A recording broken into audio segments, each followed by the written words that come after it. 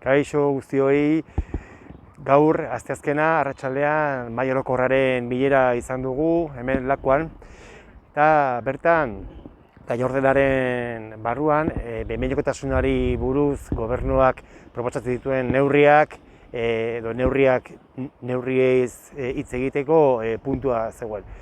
Etsigarria izan da, lotsagarria izan da gobernuaren jarrera.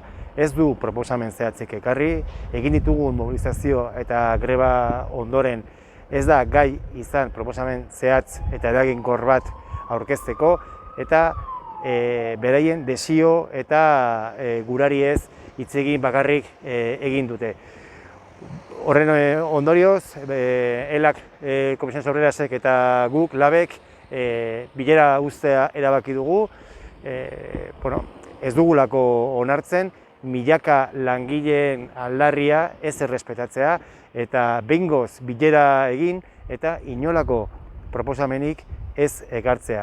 Guk jarraituko dugu borrokatzen, mobilizatzen, enplegua sortu eta egonkortzeko helburuarekin. Animo!